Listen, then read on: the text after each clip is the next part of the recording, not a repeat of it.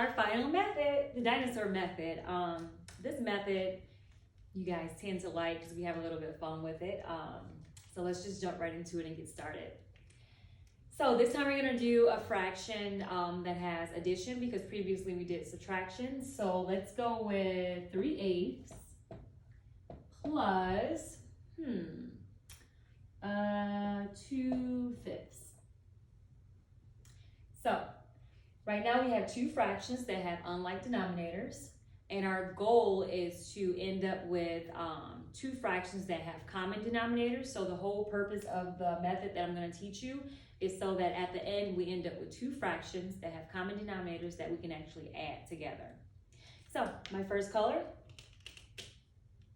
I'm going to circle the 8 in the denominator in 3/8, and I'm going to bring it over so that I can eventually multiply it by 2/5. So again, I circled the 8 in 3/8 in my denominator in 3/8. I brought it over and made it a whole number fraction, 8/8, so that eventually I can multiply it by 2/5. Taking my second color, I'm going to circle the denominator in my second fraction, and I'm going to bring it over so that I can eventually multiply it by 3/8. I'm going to step back and let you look at what we've done so far. 8, brought it over, 8/8. The 5, brought it to the left, 5/5.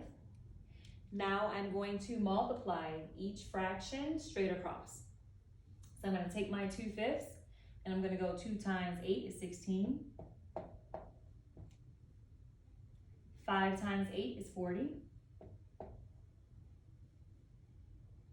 Then I'm going to come to the left and I'm going to do the exact same thing.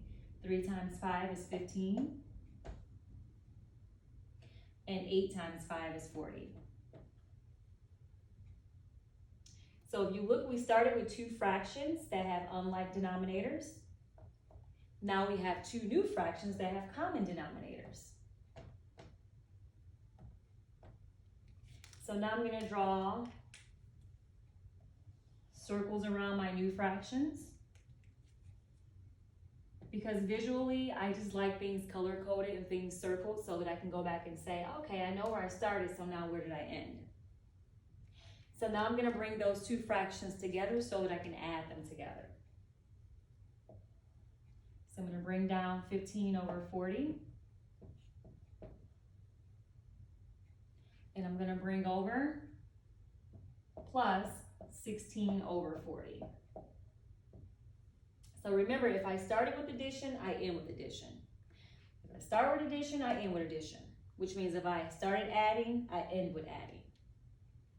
So remember, I'm only going to add my numerators because I found my common denominators and they will stay the same. So 15 plus 16 is 31. And my denominator will stay 40. Unfortunately, I can't simplify this fraction because 31 is a prime number. And remember, prime numbers can only be divided by itself and 1.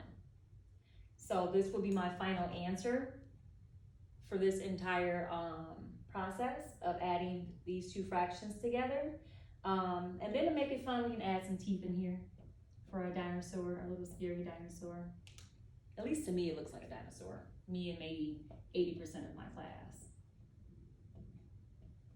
So there we are. This is your dinosaur method. So I'm going to go back through everything one last time so that everyone understands what just happened up here. So I started with two fractions with unlike denominators, 8 and 5. So 3/8, 2/5, two unlike denominators. I played the matching game with my two colors.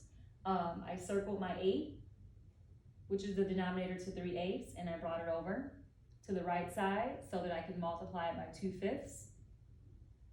I know that 2 times 8 is 16, and 8 times 5 times 8 is 40. So then over to the left, I circled my 5 and the 2/5, and I brought it over to the left. And it allowed me to multiply 3/8 by 5/5. So 3 times 5 is 15. 8 times 5 is 40. So now I have two fractions with common denominators, 15 over 40, 16 over 40. Now I can add both of those fractions together. Remember, the only reason why I can add them together now is because they have common denominators. Previously, they did not have common denominators. So 15 plus 16 is 31, and my denominators stayed the same. Again, I cannot simplify 31 over 40 because 31 is a prime number. So this will be the end of your lesson for today. What you can do now is you could go to Google Classroom. I've uploaded your assignments onto Google Classroom. It's just 3 review lessons for you to kind of walk through and practice at home.